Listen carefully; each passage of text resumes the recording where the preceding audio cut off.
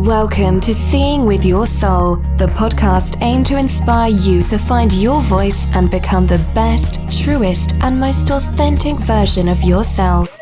Spiritually intimate, soul-to-soul conversations, life-changing insights, and spiritual teaching and healing. Real, raw, unfiltered. Join your host, Tisha Michelle. Welcome back to another episode of Seeing with Your Soul with me, Tisha Michelle, your host. What's up, everyone? Let's just jump into expressing some gratitude.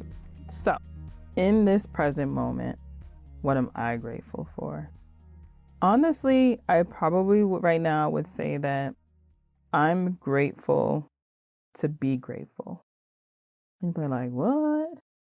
I remember being in like some dark times in my life and really not able to express gratitude, let alone just even think about the word gratitude. Like, what am I grateful for? Because I was so stuck in the dark space that I was in that I didn't see or believe that anything in my life was worth even being grateful for. Right? So when I say that I'm grateful to be grateful, it's really more so because now I have a true understanding that even in the darkest moments of my life, that there's still something to be grateful for. And there's also a gift in that darkness. There's even some miracles in that darkness, right? So as much as I come on here every week and I talk about what I'm grateful for, and I dig deep in my life and I do my gratitude outside of when I'm recording a podcast for you guys, I can really look back and really lean into my life and say, damn, I'm grateful to be grateful, because I remember those times where I didn't see anything to be grateful for. And now I see everything to be grateful for. Yeah. So that's what I'm grateful for right now. All right. So what about you guys? So unless you're driving, time listener, you already know the deal. And those who don't, I like for you guys to get grounded before you express your gratitude. And I'm always welcoming you guys to lean in and to close your eyes. So unless you're driving, go ahead and take a few moments for yourself and just go ahead and close your eyes. And just allow yourself to relax. And now I want you to take a nice deep breath in. You're just going to breathe in through your nose. And just exhale out your mouth. Easing it up, loosening up, releasing some of that tension. All right, let's take another nice deep breath, breathing in through your nose.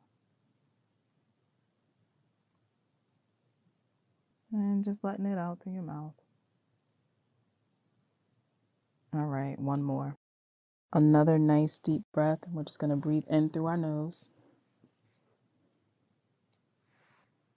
And out through our mouth. Doesn't that feel good? Yes. And yes, it feels good. All right, so what are you guys grateful for? Express that gratitude in any way that feels good for you.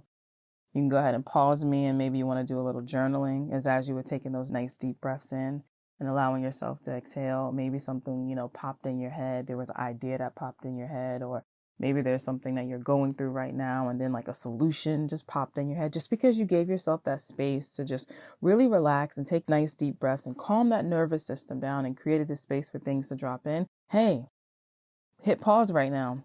Grab that notebook. Maybe you don't have a notebook near you. You just want to put it in your notes and so get it out of your head. Go ahead. Put it down on there. Maybe you want to yell and you want to scream. You want to place your hand over your heart and one on your belly, and you just want to express what you're grateful for. However you choose to do it. Just know that it is perfect for you. All right, let's get into this. Oh my gosh, you guys don't even know how hype I am to bring today's guest to you. And I'll probably be saying that all the time and if I bring somebody on, because I love people, and I love people who want to connect and they want to share that energy with not just only myself, but with all of you guys, that's a part of the Seeing with Your Soul family, right? But this one right here, this shit hit different. Oh my God. So today I'm going to bring you guys Ali Brown, who is my business best friend in my mind. And you know, whatever you believe in is what you believe in. So I believe that shit. So, let me take a moment and I'm going to go ahead and read you like her one pager, her bio, and then we're going to get into the nitty gritty, right?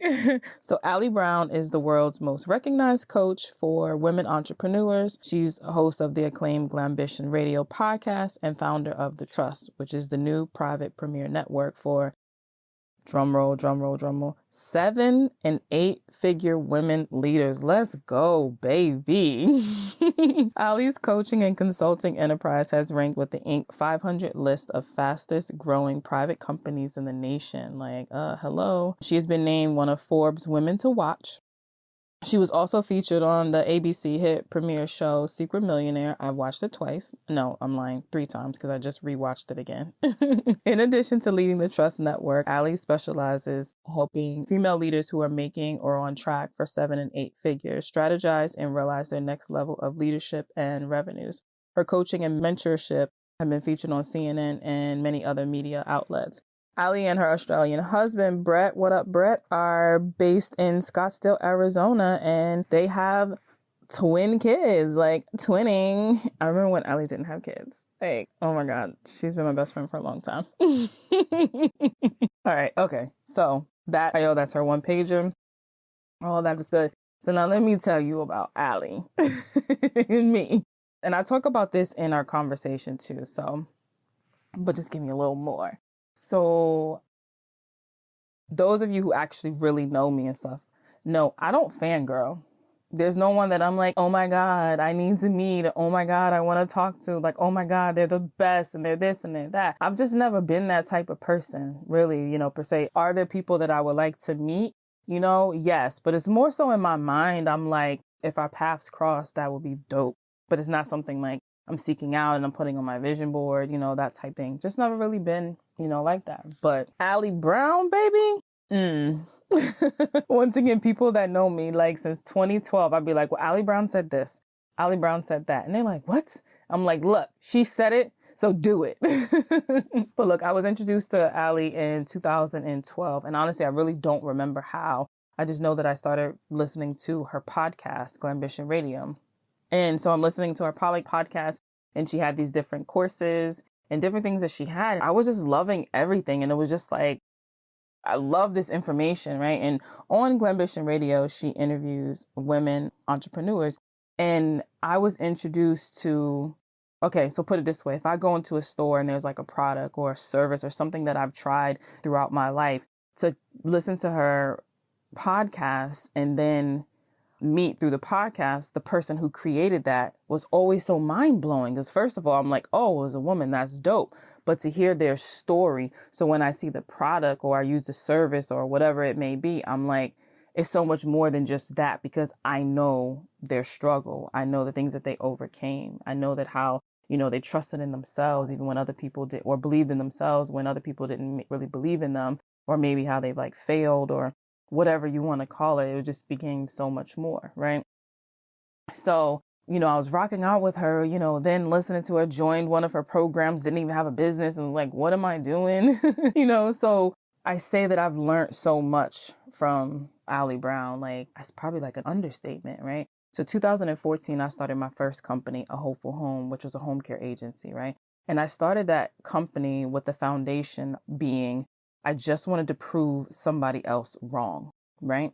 It wasn't per se that I wanted to prove myself, right? I wanted to prove the company that I was working for wrong, since they said my idea wasn't a good idea, right? So thinking back into it, the foundation wasn't great because it was based off of me just trying to stick it to someone, right? So, here I am. This company was based off of trusting my intuition, stepping out on faith, and Ali Brown. So I find myself with this company.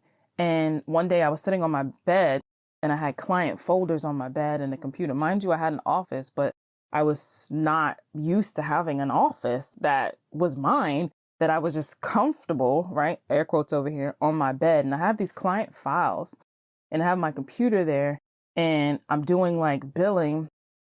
And there's one client who was paying I think it was $12,000, maybe $13,000, billing for us caring for his loved one, right? And I'm like, damn, these people are paying like all of this money for like my little old company to provide, caregivers to take care of their loved one. And I remember saying to myself, I was like, I'm such a fraud. Like, I have no idea what I'm doing. And I was like, is there like a business like for dummies or something? Mind you, I actually did go buy that book. And I just was like, I'm in over my head. And I was like, there has to be a class or something I can take. And then I'm thinking like, don't want to go get like a degree in business. And I don't really have the money. I wasn't even thinking about like, do I hire a coach? Or I wasn't really sure. But I kept coming back to Ali Brown and listening to her podcast. And even though this was a podcast and talking to all these other different people, I was able to take in so much from, first of all, her interview style, because she asks really good questions and she doesn't let people give surface things, because she's like, no, tell me more about that. I'm like, yes, I want to know more about that, because that kind of resonates with me. But then also her solo episodes, when she was, about just talking herself. I remember one episode she was talking about not being afraid to hire someone to help you out. Now, if you've been listening to me for a while, you know that I struggle with that asking for help, right? Even if I have to pay someone, but just still asking for help. And she was talking about, she put it in this way that I was like, dang, I didn't think about that. She's like, first of all, you need the help, right? She's like, you don't need to be sitting at home waiting for cable or waiting in the line to return something. She's like, you don't need to be doing that because somebody else could be doing that for you. She was like, so that way it could free you up to do the thing that you do best that's going to bring in the money, right? So you can also pay that person, right? She's like, but then you're also hiring like a mom and you're helping them. There may be like part-time work for them, but it may be, changing their life, changing their situation, because now they're able to get a couple of extra hours in. And, so basically that exchange of energy, it just goes a lot deeper.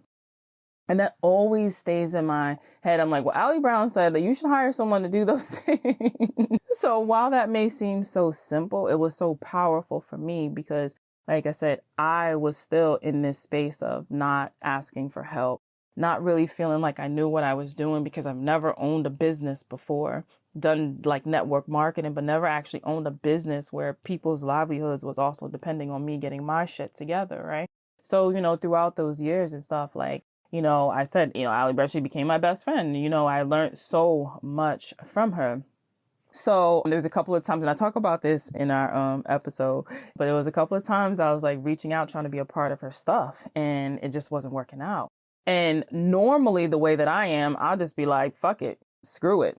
Not like, oh, it just wasn't meant to be. It's just like, whatever, forget them. I don't care. And everything just changed. But I never felt like that with the different times that I reached out. And some would say that I got rejected. And I don't look at it as I got rejected. I really look at it as I got redirected, right? And what I mean by that is because the first time when I was reaching out to be a part of her program and I didn't get that, I was reaching out on behalf of that said agency. But less than a year later, I ended up selling that agency. Right? I ended up selling that agency, and I look at it like Spirit knew I wasn't going to have that shit. It was like, that's not your connection there. Right? So then I was just like, I'm going to be on her podcast. I don't know what I'm going to be talking about, but I'm going to be on her podcast. And I reach out to her and I sent this long ass message to like her assistant. And I was like, yeah, because this happened to me and my best friend died in 2017 and it awakened me to my gifts. And since then I've been doing this and I've built this company and I've done this and I've done that. And I'd love to be on Glambition radio. And I got a message back, and the message was like, like, hi, Tisha, like, thanks for reaching out. In order to be, considered to be a guest on Ali's show, you have to fill out this form. Awkward. I just poured my whole life out in here. I didn't know any better, but you know what? I felt good because at least I reached out, right? Something, again, way out of my comfort zone. So then, okay. I didn't fill it out because I was like, no, not the right timing per se. But then I ended up filling out the form, this is a long time afterwards, and I never heard anything back, which was great, which was fine with me because at least I did this, right? So I was still kind of like, put me in, coach, what's up? Put me in, coach still not putting me in. So then we end up connecting on social media. I didn't even know that she was following me until she replied to something that I had posted on my story. Yo, I ain't even going front with y'all, like, this G over here was like, oh my God, fangirling. Something I'm not used to doing. I was like, wait, is this the real Ali Brown? And I look, or somebody like steal her thing. You know how they be like, these little fake accounts. I'm like, no, she's verified us on there. And I was like, wait a minute. The only way she could see this is if she's following me or she intentionally just went to like my page. And I was like, oh shit, Ali Brown is following me on Instagram. I was like, let's go, mama, I made it. I ain't even going front. I was super hype. I was like, yo, that's so crazy. Like, I didn't even notice that, which was great that I didn't notice it. And she probably ended up following me when a whole bunch of other people probably had followed me at that time. So, and I don't like scroll through and look to see, like per se. So I didn't even see the notification, which was great because it was so organic, like the way it happened. I was genuinely like surprised. So then something just tells me one day, just slide in her DMs, right? And I decided I slid in her DM because I know what that voice sounds like within me, where I'm getting that like download that comes in, and it's like to take inspired action, right? So it's like the little spirit beings that's whispering, and I know how many times that's been so powerful. So I know what it sounds like and I know what it feels like. And it says, ask her to be on your show. And without a hesitant, I slid right in her DMs and I was like, hey, Ali, it's me, Tisha. Because, we're best friends. Duh. And I just slid in and just asked. And she responded back, shortly. And she said, yeah, here, this is what you to go through. And it got set up to be on there. And I was hyped around that. But I really started reflecting. And I started thinking back to, 2012 was when I was introduced. Don't even really remember how, like, per se. She helped me so much listening to her, and like her voice was so powerful and her messaging was so powerful. And it wasn't just like this traditional bullshit stuff, right? It was very innovative and just changed and shifted the whole mindset. And I'm listening to her on Glambition radio every week faithfully until she switched and was going like every other week. And I'm listening to her and she's helping me. She's helping me as an individual person. She's helping me really stand in an embrace of being an entrepreneur because I was thinking I was a fraud, right? What's that imposter syndrome? And, listening to her and listening to her guest on her show, really helped me grow individually as a business and as a woman, to really standing into like who you are and kind of and shaking that imposter syndrome, because it's like, yo, do your damn thing, like do this, right? And then, wanting to be a part and knowing that I'm meant to be connected into a different way with her and stepping out of my comfort zone, something that I've always struggled with, meaning like putting myself out there because, if you told me no, I'm going to have a problem with that. But in actuality, what it was that I didn't want to get rejected, right? So why would I put myself into a position to get rejected? But for whatever reason, the strong connection that I felt that I had like with Ali, I reached out anyway. And every time I reached out and it didn't happen, I never felt rejected. So that taught me an even deeper thing is get out of my own head and step away from fear and thinking that I'm going to be rejected. That means I'm not good and somebody doesn't want me. That's not the case. Just means that that's not for you, right? And so I was just redirected. So over this period of time, I started noticing Ali's conversation was changing and some of the words and the things that she was talking about. I was like, wait, what? Universe, energy, the great awakening. And when I was reflecting, I said, now I also see why, right? Had we had actually connected back then, the conversation would have been different.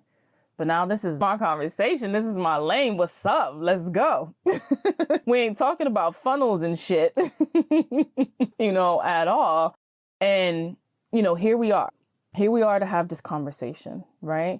And before I actually hit record on it, one of the first things that she said to me, she was like, when I seen you, I was like, she's interesting. I need to connect with her. She's interesting. And I'm like, oh my God, Ali Brown just said that Tisha Michelle is interesting. That is like a dope ass compliment.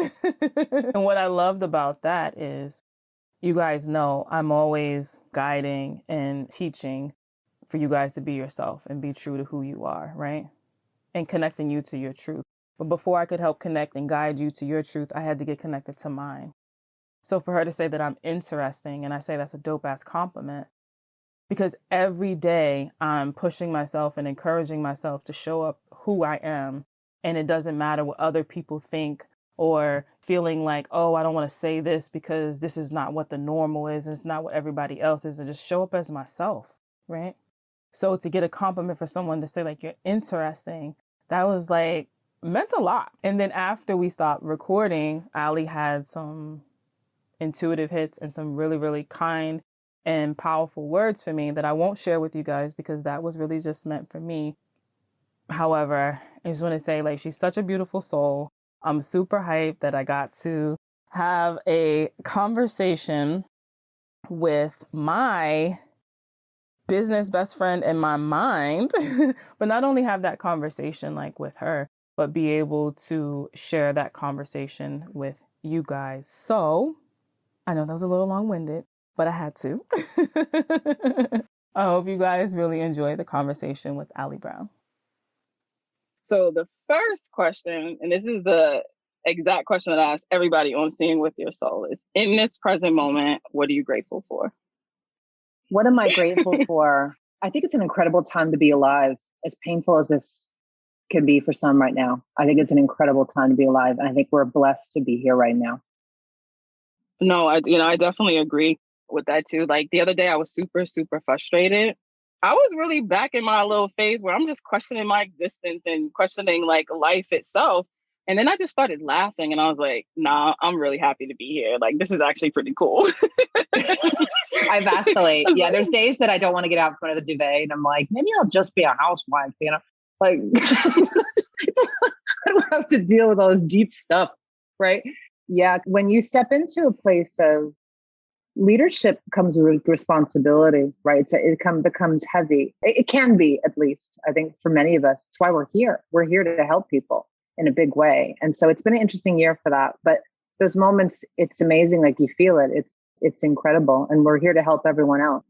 Oh yeah, for sure. And you've helped me so much and you don't even know. Like you're my business like best friend. Like, so in case you didn't know, like now you know. I don't know. All I know is I saw you on Instagram and I'm like, she's interesting. Ooh, I'm going to follow her. And then I didn't realize that you, I guess, were at an event of mine previously, or you told me and I forget.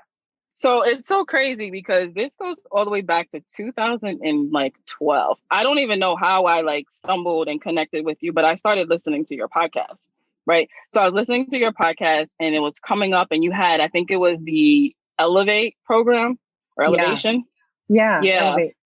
Yeah. So it popped up and you had that program. I was like, oh my God, I love her. Like I'm learning so much about business. I didn't even have a business. So I signed up for your program and I'm like 2 or 3 months in and I'm like, this is all great. I'm like, I don't even have a business. What am I supposed to do with this? But I wanted to just be such a part of what you had to offer. Right. But I was like, I don't even know what I'm doing. Right. So I remember emailing and I was like, I'm so sorry. I was like, but I'm gonna have to cancel because I don't know what to do with this, but it's all so great and all.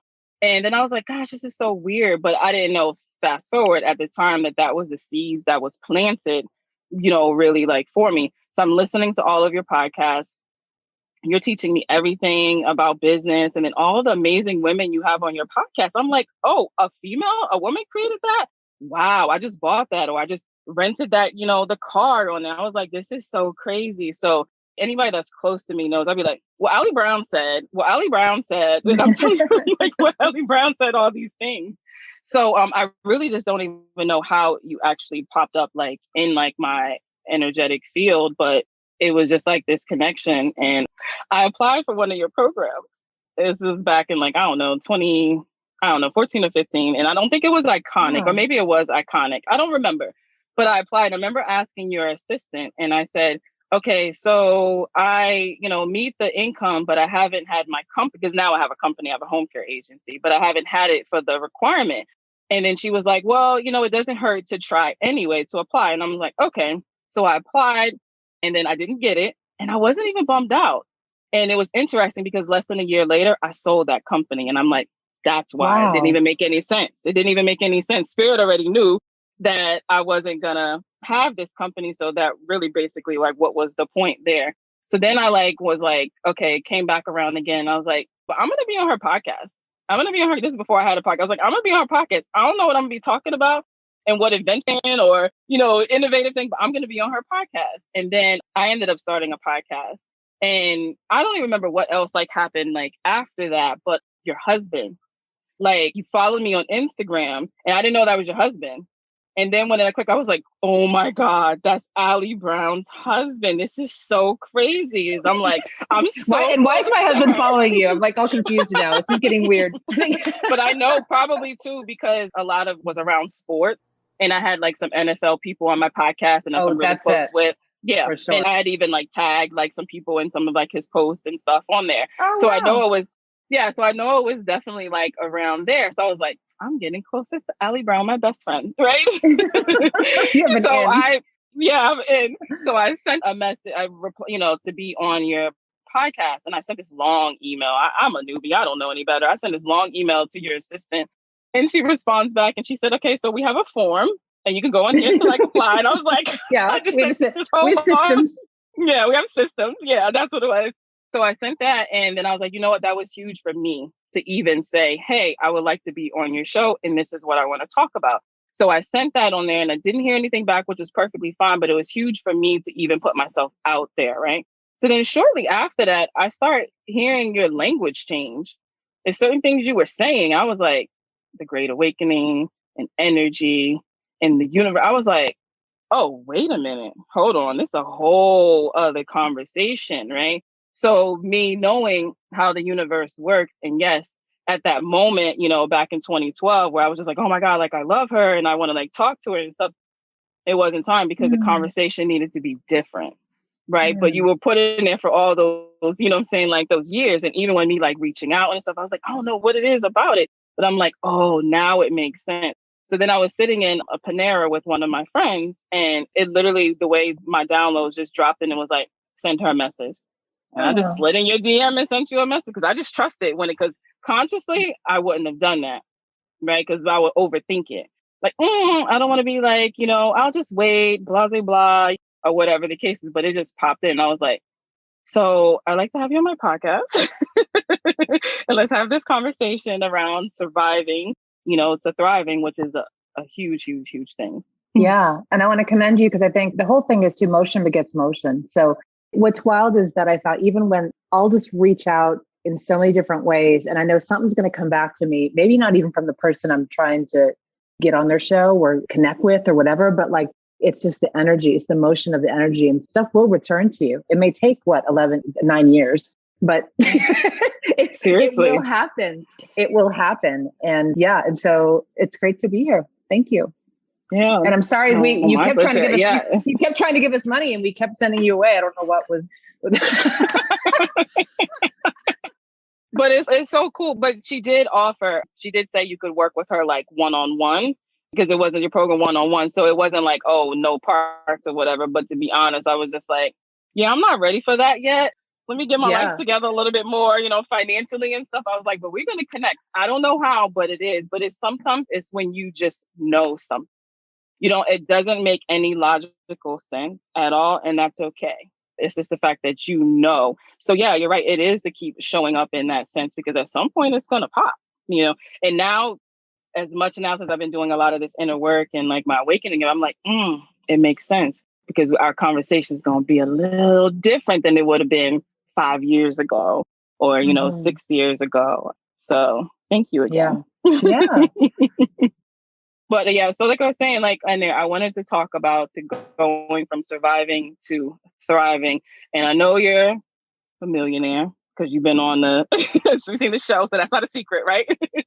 Yeah. On there. A lot of people, like when I get different messages or conversations and when I'm talking about like manifesting and talking about believing in yourself, a lot of times people are still in that survival mode, right? And they don't see anything else. They don't see themselves past anything. They're like, I just don't see it. Or even then I have people who are newbies into like business, right? And they're still, in that stuck phase and they'll see that person that's a millionaire. They're like, yeah, but how did you get there? Like, it's not relatable to me. It's not real. Right. So I had created this group for like a 90-day challenge, like for whatever you wanted to do, whether it was just to show up on social media more or start your business or do like whatever. So I had posted in there and I said, if you had the opportunity to ask a millionaire a question, what would you ask? Right. So if you don't mind, I would just like to give you a couple of those. If you're cool. Yeah. First one, and these aren't in any particular order. So someone said, if you were starting from scratch today, knowing what you now know, where would you start? There's not much I would change. When I got into the working world, I tried on everything. What I see people doing today is gathering too much information and trying to make the right decision instead of just trying everything and having fun. And so, I mean, there was a point in my 20s that I remember this one, like probably like one summer period that I was working at a publishing company. I was like half time, let's say half hours. I joined a network marketing company. I was selling vitamins off my bicycle. I was teaching step aerobics. I was talking with people in different types of jobs just to learn about like what their careers were. I was just excited about all the possibilities. I was like, maybe I'll go teach aerobics at Club Med in Costa Rica. I don't know. Like at the same time, though, I was frustrated because I felt like I should know, right? I should have a track. Like I went to school with these girls who were like, I'm going to be a doctor and I'm going to go into medical sales. And, they knew the thing. And I was like, yay. I got a job because I thought I should have a job, but then I found I was more interested in the other stuff. And so I gave myself permission to try on a lot of things. And I think that, when you look at what's going on today and how much information we have online, before we even make one little move, usually we're looking what everyone else is doing and we're trying to make that right decision instead of trying things on. And so I wouldn't change the trying things on. I think right now it's an incredible time to be doing that, because even if like you're not sure what you want to do, like really just that's the best way. Instead of like committing over the top to one thing, if you're not sure about it, just have fun, if that makes sense. No, that makes so much sense, especially like with the listeners. They know I'm always talking about that, like have fun. They're like, oh, I'm so stressed. I don't know what to do. I'm like, oh, go have fun. Or I'll say, what do you like to do for fun? And they'll say like, oh, I like to go out to eat with my friends. I'm like, that's not fun. We have to eat. Okay, next. Well, I mean, I really like the movies. I'm like, the movies isn't fun. We can't even talk. Like, that's not fun. But I was that person. That was my response too. So when people are saying that to me now, I'm like, there's nothing fun about that at all. Like, go back to being like a child. So if you are trying to write that book, right? Or, start that business or switch, move up in your job, whatever the case may be, and you feel like stuck, have fun. But people, they don't give themselves that permission. So I love that you said that. And I had to make sure I made enough money to pay the bills. I mean, we're in a physical reality, right? At least when it comes to bill time. And so I made sure I could do that. But beyond that, I think the blessing is I didn't put a lot of pressure on myself. I think today I put much more pressure on myself than I did back then, because the beginner's mind is so precious. Like I don't want to say jaded yet, but like here I am talking to you, totally. And it's funny to even go back and think about that time when I was having so much fun and just exploring everything. And today I do a bit of that, but then I'm like, all right, mortgage is due. And, I got kids, and my mom, who's elderly, lives with us, in the casita. She's on the property and she needs a lot of medical care. It's just a bigger game. And so if you do have a little room to play, sign up for classes, go to things, just try some new things. That's the best thing, because that is how I connected the dots.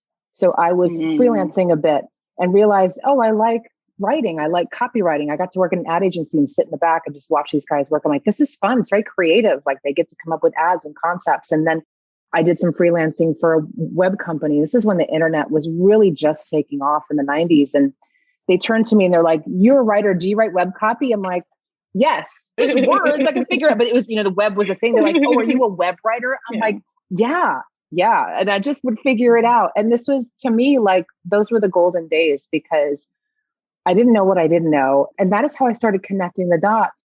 And then that led me to what I'm doing today, believe it or not, because people started asking me, how are you even doing this as a living? And I saw you have an email newsletter that you started. I'm like, yeah, I started that to get some clients. And how are you doing this? Created a product, started selling it, using the web, got really good at that. Then people asked me, could you do coaching?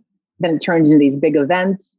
And today, though, I've really landed where I feel very, very solid. I will say I make decisions more easily. I probably don't need to try as much on before I make a decision, but that playfulness is still always there. Like I always want to have that childlike curiosity about things. If you've lost that, and that relates to today's world and people not questioning things going on, like, how can you not be curious why they're doing that? How can you not be curious about, the world we grew up in and maybe some things that don't seem right now and how the world's changing? Like there's a lot of people who are very not curious. And if you're not curious, you will never become wealthy. Separate topic, it seems, but there's this curiosity and excitement that drives that energy of money.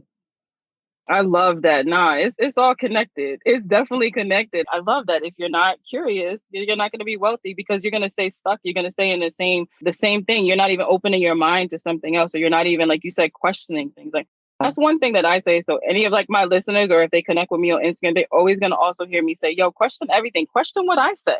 Even if you do a session with me, question, does it resonate with you? Does it really resonate? Mm-hmm. Totally. And so many people don't, but I think it's really just more so of a fear. That fear has been put so much. It's just like, well, what if I find something out? And I realized my whole life I've been duped. I'm like, you have been. We all have been. Like, we all have been duped, our whole life. If you don't have more awareness as you age, then you're not living, right? If you'll always have more awareness and look back from a different perspective. So there's no guilt around that. Don't ever feel guilty about knowing something today you didn't know. That's why I guess that question is like, what would you do different? I don't know if I'd change much at all. I don't know if I'd change any heartbreak. I don't know if I'd change any betrayal. I don't know if I'd change any client like freaking out on me, or all these business lessons we learn on the way, right? We're not taking those kind of clients again, right? All those things that just kick your ass and kick you to the ground. I really, at this moment, because it made me who I am speaking to you right now, I don't think I really would change much. Maybe date less losers, but that's really it. I mean, it probably just came with Los Angeles. I don't know, but that's if it's made me who I am right now, talking to you from this place right now, then I don't know if I'd change much, including the money lessons, including some poor investment decisions, business decisions, because I didn't have the right people around me with my interests in mind. But that will never happen again. Never. So, it's a tricky question, but I just think, again, the play, the curiosity. And then as you'll start knowing, be like, oh, I think this is my lane. I love that, because it just goes back to experience is the greatest teacher. So embrace who you are, embrace those lessons, right? So you'd be like, yep, won't do that again. Yeah. But I like how you said how it connected, where it was like you were freelancing and you were doing this and you were doing that. So you had to experience it first. You didn't know that you was going to be like coaching and put that out there, but because you were so curious, and then you're like, oh, I'm actually really good at this. Like, how do you know that you're good at something unless you actually experience it? Yeah. Someone said, do you do coaching? So I said, sure. I was like, what's coaching? Sure. Yeah, I could help you. That's what I knew. I knew I could help people, right? And sometimes that's all we know, but I knew I could help them. So I like that too. It's like you said yes, even though you weren't really sure, but you're like, yeah, I'll figure it out and just go. A lot of people are kind of like, they don't want it. They're like, oh no, I don't have a degree in this. I don't have a certificate in this. I don't have any experience in this. I'm like, you probably do. It's probably from another past life, but that's a whole other conversation too. But just show up and say, yes. I remember the first time someone asked me, they said, can you come to my retreat and do a past life regression therapy session? I was like, sure. Never did it. I did it. I'm a hypnotist, hypnosis. Wow. I connect with spirit. I'm like, I'm just going to go with it. I'm just going to trust that opportunity presented itself for growth for me. And that was my first one that I had did. And then after that, I was just doing all types of ones like with people. But had I not had said yes, how am I even going to get even close to being wealthy? And whether that's just, happiness, joy, freedom, travel, abundance, or any of that if I stay in that spot. So I love that. What discipline do you practice to get the financial results you have? Or what discipline did you?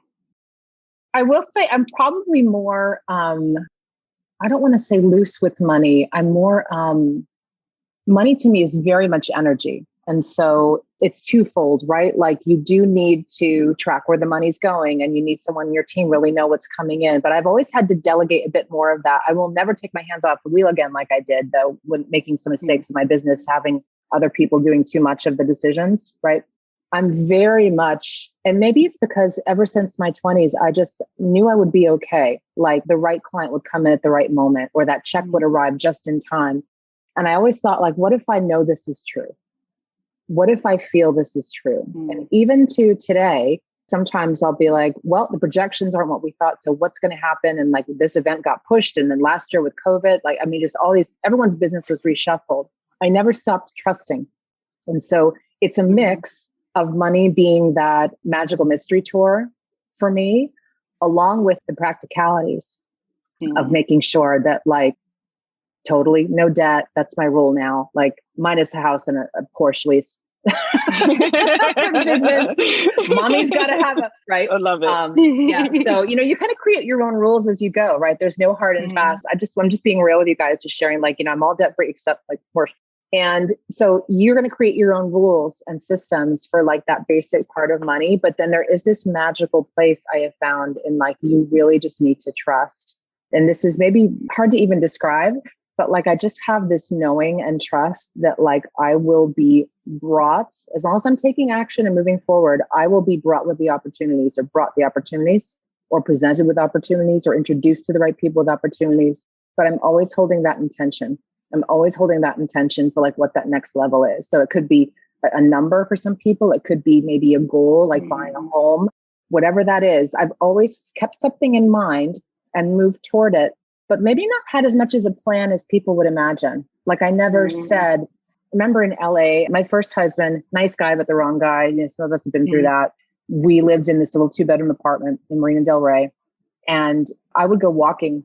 And if you've been in Marina Del Rey, anybody, you know, there's this near the beach, like our apartment was on the other side, right? So in the beach, there was also this canal with these grand homes like on them. And I would walk on that path and just be like, wouldn't that be amazing to have like, not only a house, but like this kind of house? Like, what would that even be like? And I remember him saying like, yeah, good luck with that, right?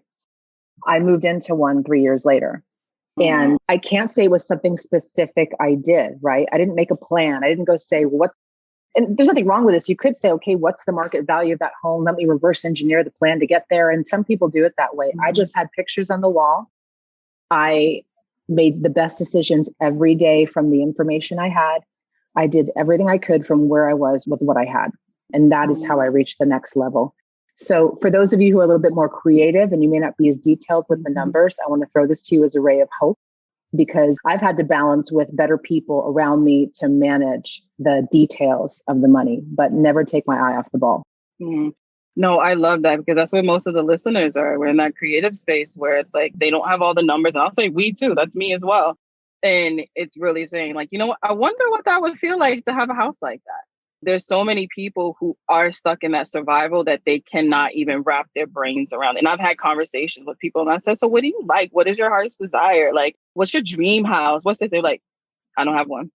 I'm like, really? You don't have? There's nothing that you really like putting there? Like, no, because they're so stuck in that. And they do feel like you have to have all these different things in place. And here it is, you know, coming out of your mouth. You're like, I wonder what it would be like to have this type of house. And it's just that little bit of curiosity and just holding that thing there and then just showing up. And I love how you said, like, from where you are right there. I went to open houses, right, on the weekends. And I remember I didn't know a house could have an elevator. I'm like, this house has an elevator? Like, not the one I moved into, but I was like, I think I said something very inappropriate. I was freaked out. I'm like, the house has an elevator, like an elevator, right? In the house. Like it raised my barometer of what's possible, right? And just being in those environments, it starts to change your vibe a bit.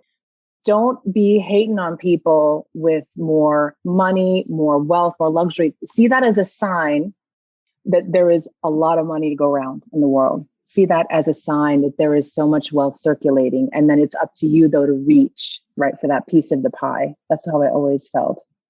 I love that, because that's a big thing. And you said that earlier in the conversation, that people look at what other people have or what they're doing. And I personally believe like the more you do that, you get further away from like you. And what do you like? What do you actually want to do? Right. And because you're looking at what everyone else is, and then you're just like, oh, I can't have that. So many people will hate on other people versus saying like, yo, if she could do that, I know I could do that. Yeah. That's how I'd be looking at it. I'd be like, oh, I know I could do that. And you know what's interesting? What you just said really relates to business models too, because we compare so much, right? Like I knew when I was growing my first version of my business into, I think that when it was Elevate, right? It started off as something that I wanted to create, but then we started looking at what everyone else was doing. I'm like, we need to do this. We need to do this. I need to dance in my videos. She's dancing in her videos. Like the social media was going crazy. We started comparing everything. We started like hearing, oh, she just did $1 million launch. Well, we're going to do a $3 million launch. Right. This was just like this whole thing. That's the death of you. Like really, if a healthy competition's okay, right?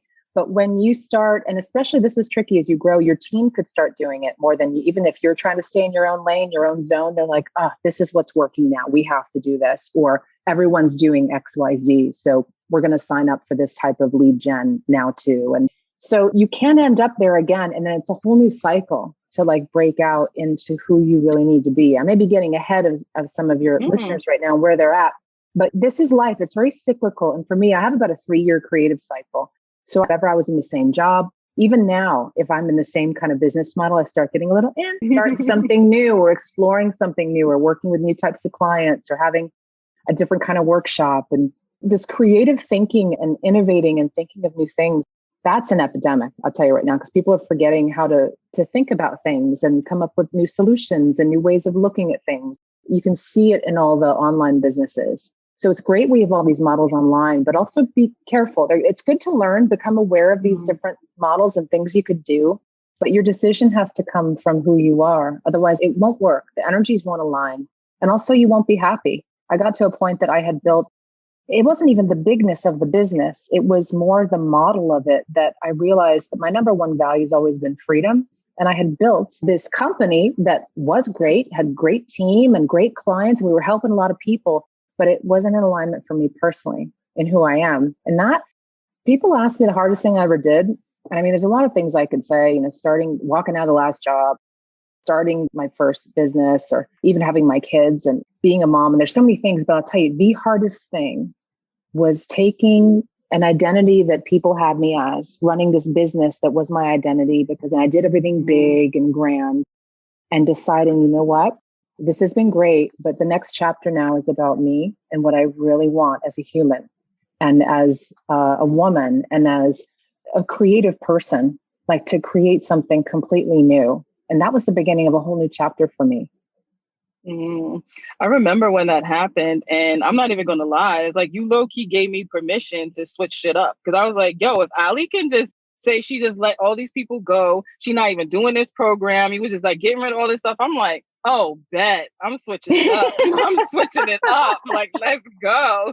Because that was big to me, because I had been following you and listening to, everything. And then for you to just come out and just be like, yo, I don't want to do that anymore. It's just not really even in alignment with me, and being like, okay with that. I was like, enough said, thank you. Yep. If Ali could do it, I could do it. It was a long process. I know to some, it probably looked like I flipped everyone the bird and locked the door, but I did it. It was like 2 years of conversations with team, trying to get them set up and help some of them start their own businesses. And it was on, and then shutting down one program at a time. But oh my God, it was so, and no doubt, the beginning of that process is finally when I met Brett, who I'm with today. And we had these twins, and all this magic started to happen in my life because I was aligning. I was stepping into alignment. And no one will understand. There's still people who will never understand why I did that. And I'm okay with them not understanding. They're not even in my life anymore. And that was a hard process for some, for a team, for clients. But I have no doubt that where they are today was where they were supposed to be as well. Absolutely. Well, I love how you said, when you were nearing the end of that process is when you met Brett. I tell people all the time, I'm like, you got to release some things, so you can create space for the new. So while sometimes people will be like, well, if I release this program, that means I'm going to add another program. I'm like, no, that's not how it works in an energetic space. It's just you're releasing something. You're releasing one thing that you can create space for something else. So for you, it was in your business, but you created space for your partner. We're so scared not to look busy. We're so scared not to look in demand. We're so scared that we're going to lose our place in line unless we have 10 programs and we're on social every day. And that's the strangeness of today's world. I love social and I hate it also, because I have this impending feeling like I always need to be, like I'm going to miss something, or people will miss me if I'm not on there continually. You can tell when I'm on there though, because my team does a lot, but then I'll be on, I'll just hammer some stories and then I'll be No, it's so funny because you were Ali Brown before this whole social media foolishness. Even if somebody that I'm talking to, I'm like, well, Ali Brown said this. They're like, oh, who's Ali Brown? I'm like, your favorite coach? They're like, yeah. I'm like, she's their coach. That's who she is. That's gonna be my tagline. Coach. Yeah. Yeah, I'm your favorite coach's coach. That's who she is, right? There was one time you said something, I don't remember exactly what it was, but it was around your podcast. So say you were putting your podcast out every week, and then you changed it and said, I'm going to start doing every other week. Even that to me, while I was a little disappointed because I love listening to it, I was like, yo, she's choosing what's best for her. And whatever she chooses best for her is going to be best for us, because she's going to be able to give us even more. Because now she's not resenting, she's not feeling burnt out, any of that sense. And I'm like, yo, this is so dope of an example of choosing yourself and being okay with that versus, because fans and people that follow me why are you not doing this anymore? You did it. It's like, yo, it's the norm, right? I break the rules, and that it's really liberating. And it's interesting that we all go to start businesses typically because we want to break the rules. We don't fit in the system. And then we just plug into a new system. We build a new system around us. And so the podcast was a great example. Like everyone does weekly, let's do weekly, right? So, and then especially this past year when we pulled our kids out of school because we weren't dealing with any of this nonsense. And I found out how much I love homeschooling. We do have help. We have a great girl who's taken a year off of college and she comes to help with the academics and the boring stuff. And I get to do the fun stuff. Like we just found out you could actually order a frog dissection kit. I'm like, should we do it? They're like, yeah. Oh, wow. The fun stuff and learning again. And I'm having so much fun with it. And I thought, you know what? I'd rather have a little more time to put into each episode and go for some really amazing guests soon that people will be blown away that I'm having. And then just have a little more of that space, right? It's summer. Like, let's all, and it's funny because when I say those things to a client, sometimes they're surprised. They expect when they come work with me, I'm going to just say, you have to do more and like double the event. Because that's how it was when I coached with men. And I loved the mentors I had early on. I was one of the first women in one of some of you know Dan Kennedy's old grumpy marketing guy, one of the most famous direct marketing copywriters, to study with him. And his partner was Bill Glazer. And I was the first woman in their masterminds, like ever allowed. And so the dick jokes and the stuff that I put up with for all of you ladies, but I got great information. So, but I remember like saying, okay, if I want to double my revenues to like, well, you can do twice as many events. Like it's linear, right? It's the linear thinking, right? So you got to work harder. And so I did 2 events a year and I was miserable. I mean, every moment was selling an event. And then, so I decided to switch it up. So it's the linear thinking of thinking like more is going to get you more. Switch that to the quantum thinking. That ties into everything happening right now. That ties into this, many of you, because, you listen to the show, you're familiar with ascension and the awakening. And like, we are being pulled in such a magical direction right now where things can happen almost instantly for us. If we're aligned, if we're tuned in, but there's going to be this messiness. And some of you aren't allowing the messiness. Some of you are so locked in. Quick example, because I don't think she'll listen to the show, and don't use this as a clip, but my family was just visiting. I have a brother and sister, and my sister, we could not be more opposite. She has had the same exact job for 20 years, same exact condo for 20 years, right? It's the linear, that's the old model, right? She's done very well, banked some money. That's kind of the old, and here I am, bing, bing, bing, bing. And stuff like just in this flow and this totally different place. And, there's no wrong way to do this. I want to say too, it suits your personality, but we're in this phase now of like more of that alignment and the magic is available to you if you're ready. If you're ready to step into that, that is what's here and stuff can happen instantly for you. Absolutely. Well, since you went there, so this is my question for you. When was your first awakening? Like about the world or like? Yeah, just like the world to be in it. So the illusion. For me, mine was the illusion, the matrix. Mine was when my best friend Gloria, when she died on December of 2017, and none of it made any sense. So I just started questioning like this God people were talking about, and I said it has to be more to life than this, because if this is it, I don't want to be here. And I always like to let people know I wasn't suicidal, but I was questioning my existence, and I was like, this doesn't make any sense. I was like, there has to be more to life than this. And from that moment, that's when spirits, I wasn't even really aware of like the spirit, because I didn't want nothing to do with any of that stuff, but it just started opening up. And then that's when my gifts and, I started seeing that I could do readings on people and I get these downloads. And so I'm like, wait, what is going on? This whole world looks different. So I know a lot of people awakenings typically start with some form of like grief, or maybe they lost their job, or they just is like, enough is enough. So I was just curious, like, when would you pinpoint like your first awakening? Because we have a lot of awakenings. It's interesting you say that. I actually had not thought of this before. I would say I've had little things kind of dripped on me like over the years, right? Like little wake ups that you remember who you are really as a soul and human. And then there's also that outer awakening of the illusions and everything from, the structures around us to things going on in the world right now. But like you mentioned, it has to do with grief. And I never put this together actually, but my father passed 2008 while I was on Richard Branson's island. I was there with a group of entrepreneurs and got to spend time with Richard, and my dad somehow chose that week to pass. And so it was a lot of this like out of body weirdness, because I was like, I should be there, but my mom said he would want you to stay. Don't give this up, just stay. And I remember then there was just a lot of that questioning, like it just became so much bigger then. It wasn't about how much money I made online anymore. When I look back, that really was a bit of a portal for me. I came back different. I started questioning then Was I doing my great work in the world? I think I dealt with his grief for a few years, but I ramped things up dramatically. I mean, that was when we were over the top. Like, it was amazing. At the same time, that led me in the direction of that dissatisfaction where I got clear again and wanted to readjust to who I was. So I think that's where and I really started to feel my power. Like, and I don't mean a antiquated type of power. I mean that personal power where you just feel confident and calm and like you're solid in who you are. You're sure of yourself. And that's how I feel today. You know, it's funny because people ask me, have you always been so like confident? And I'm like, well, I wasn't always, confident every moment, but I've always been somehow sure. Yeah, no, and it is even like if, because I've listened to every episode on Glambition Radio, and whether you're doing solo or you're interviewing people, even when like you have that level of confidence that you'll like stop the person and be like, wait a minute, tell me more about that. You won't just let them just say little service. You're like, no, tell me more about that. And I like that because it also forces in a nice way that person to go deeper.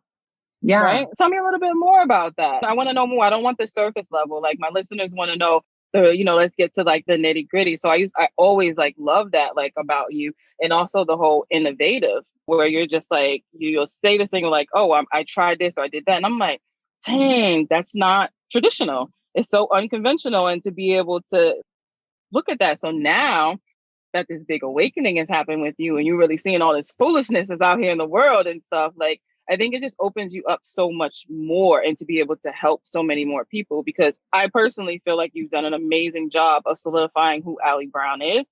And now you could talk about that and people going to listen because they're like, wait a minute, I've been listening to her for a while. And, everything she's been saying, I've been applying this, applying that. So it's like, hold up. So I think that that's so dope that you are confident to talk about that, because I'll be seeing your post and I'll be like, yes, let's go. Yes, let's go. When you be talking about it, I'll be like, that's what I'm talking, because a lot of people are afraid.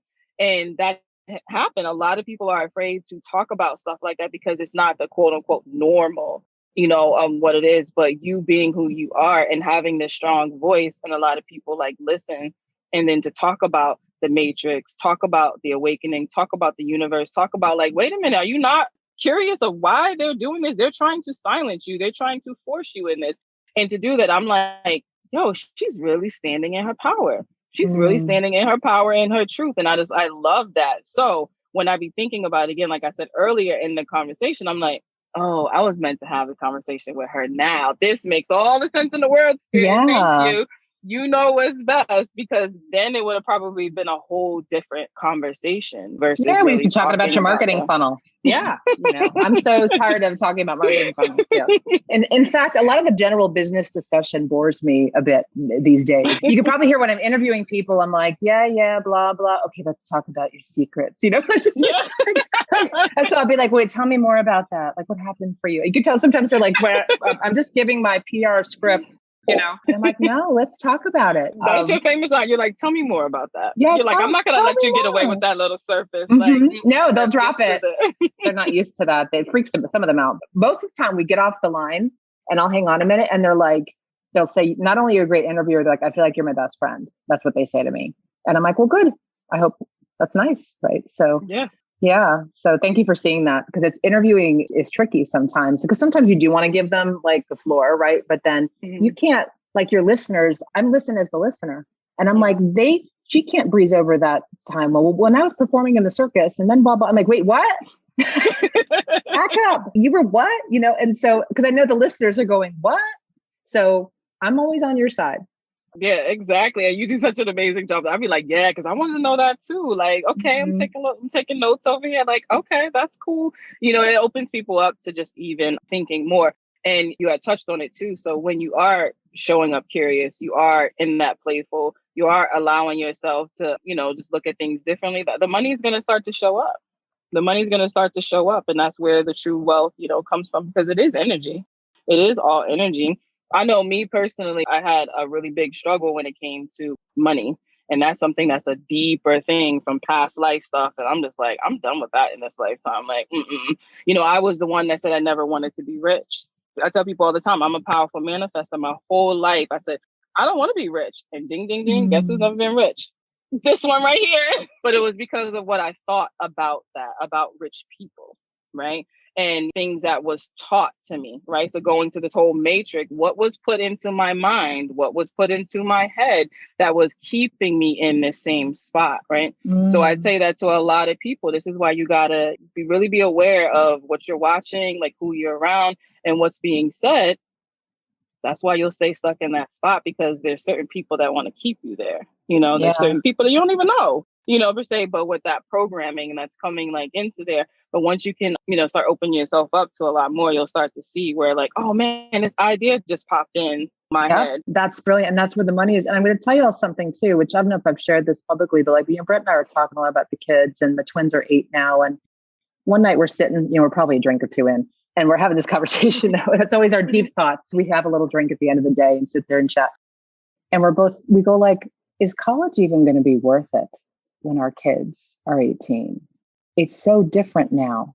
And the world changes so quickly. We're not convinced that they'll even need what was formerly like required, right? Like you're supposed to have a higher education to go become wealthy and to go get the best job or start the business. And I just think and see and feel the opportunity in that the structures that were there, I have no doubt university is going to change so much. And I'm just bringing this up as one example of the way we thought things had to be for you to get where you want to go. Like it's going to be different. It's going to be instant. Those ideas, follow the ideas. It may not happen the way you think it will, but follow it. Follow the trail.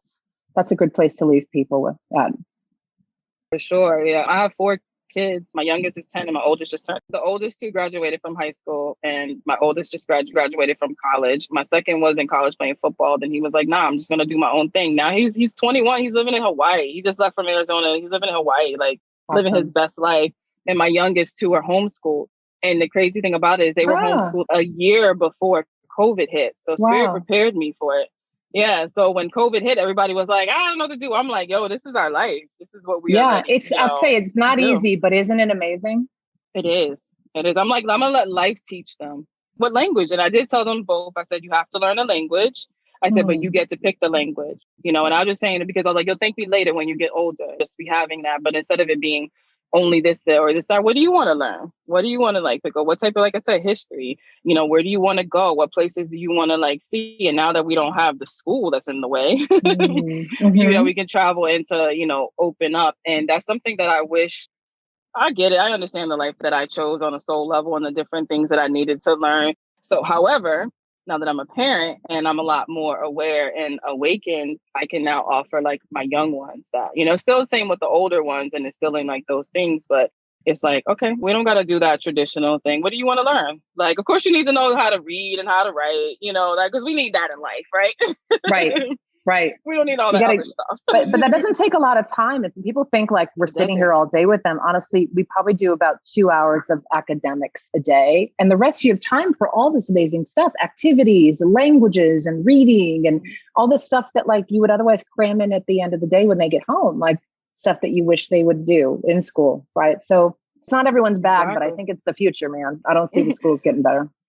I remember saying that, I was even teaching mindfulness to at a daycare in there. And I kept saying all the time, I said, you know what, my program before I leave this earth physically is going to be in the school system. And I kept saying it. Then I stopped saying it. And I said, you know what? No, it's not. The school system doesn't need to change. Everybody around it needs to open their eyes. I don't have to get my program in the school system.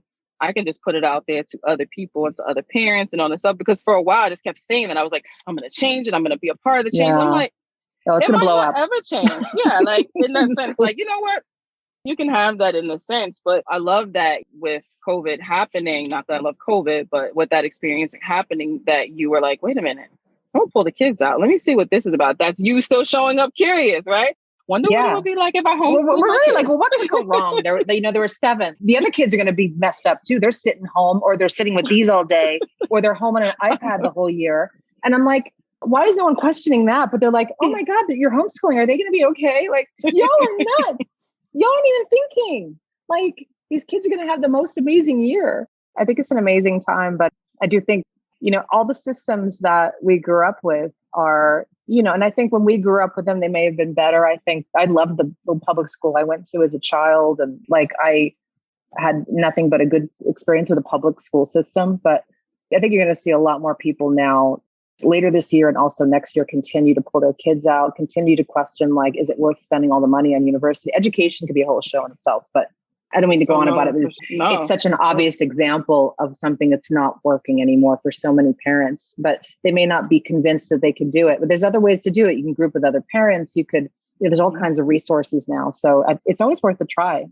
It's just do whatever you want to do. I tell people all the time, I'm like, somebody made this stuff up. Somebody like me, somebody like you woke up one day and was like, I think we should create a system where we just tax people and we just be like, yo, you did all that hard work, but you're going to run me your money.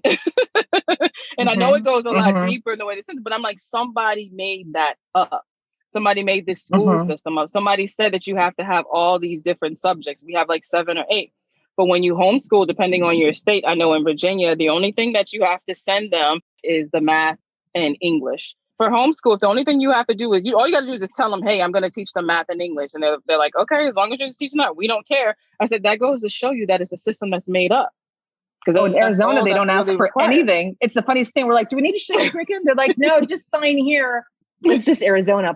It's Wild West here, but we're like, this is weird, but okay. I guess it's cool because we don't have to go around your rules then. So it's just funny. You realize it's all air. Like you said, it's just made up air. It's made up. Like I was saying, when I owned the home care agency in Virginia, and Virginia is very strict. It's a $500 application fee. You have to have a certain amount of insurance. You have to have a nurse. You have to have all these things. And then you get on this list, and then they come out and they audit you. They audit your manual, all this hard work and stuff that I had to do. Great.